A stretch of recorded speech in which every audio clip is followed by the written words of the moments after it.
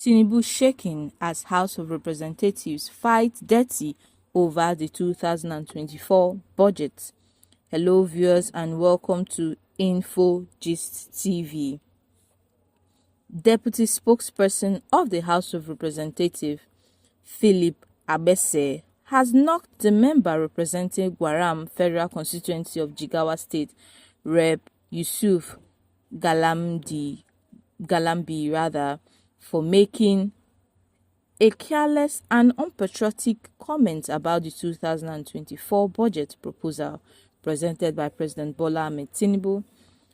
Now, President Bola Ahmed Tinubu had presented the 2024 budget on Wednesday on appropriation bill of 27.5 trillion naira, representing the 2024 budget estimates, to the joint session of the National Assembly.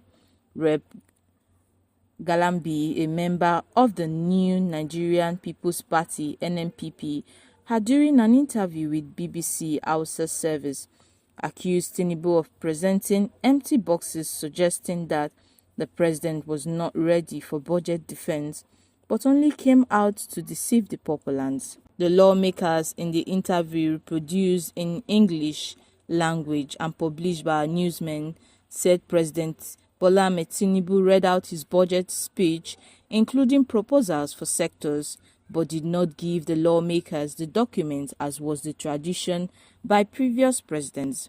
But while answering questions from journalists at the National Assembly on Saturday, the House Deputy Speaker and spokesperson ascribed such comments from his colleague to post-election petition tribunal fatigue and lack of diligent attention during plenary. Abese said that the House of Representatives has passed that stage long ago, stressing that the 10th National Assembly of the House of Representatives doesn't entertain frivolities from the executives or members of the public. Abese, who represents Ado Obuku Obudibo Federal Constituency of Benue State, hinted that the Committee on Appropriation has long ago distributed the details of the budget proposal to the representative committees. He also added that the relevant ministries, departments and agencies (MDAs) would be invited as from Monday to give justification from the estimates, which is the budget's defense, as soon as possible. He also assured that Mr. Speaker, in his usual style, will monitor the activities of all the committees during the period of scrutiny, and Nigerians can be rest assured of the best from the People's House. Describing the House of Representatives under Speaker Tajuddin Abbas as one of the most responsible parliaments in the world, Abese said that the statement of Rep.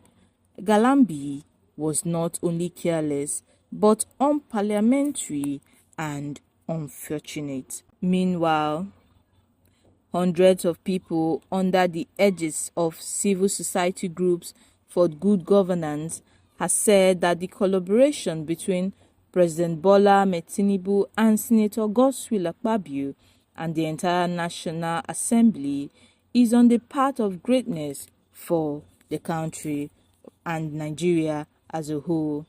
This is as the coalition held a solidarity rally in support of the President Bola Ahmed Tinubu and the President of the Senate, Senator Godswill Akpabio.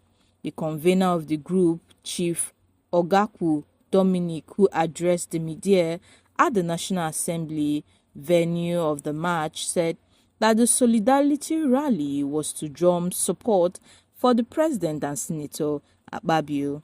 He said the 10th Senate, under the leadership of Senator Godswill Akpabio, has done excellently well, saying that the Senate President has in the last 5 months demonstrated a high level of intelligence and sagacity in terms of leadership.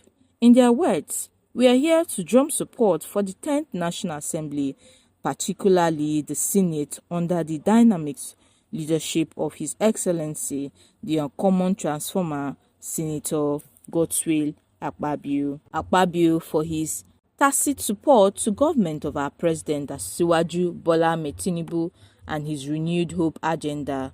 We also believe that with the collaboration between the president and Senator Akpabio and the entire Senate, Nigeria is again on the path of greatness. This coalition is grateful to the Senate and the House of Representatives for promising to pass the budget expeditiously, and we urge our distinguished lawmakers to keep to their words, the convener stated. Continuing, Chief Ogakwu urged the government to give priority attention to the plight of the people living with disabilities.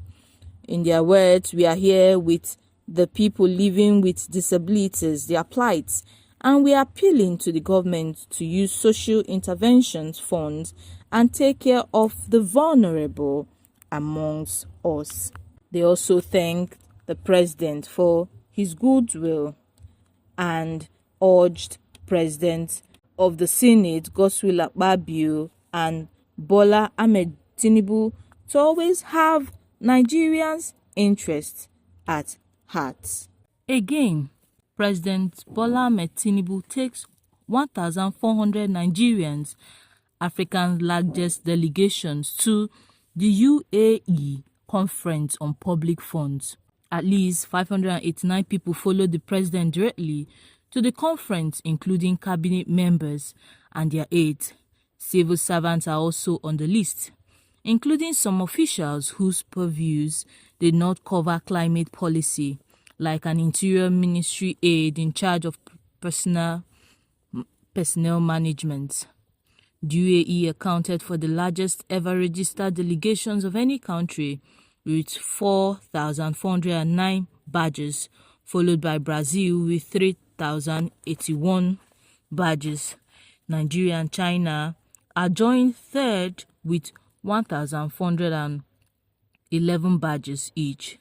The president's son, Seyi, who has no official designation and was recently warned by his father to stop meddling in government functions, was also at the conference on public door. By taking 1,400 delegates, Nigerians has the highest number of registered delegates from Africa at the ongoing COP28 in Dubai, United Arab Emirates.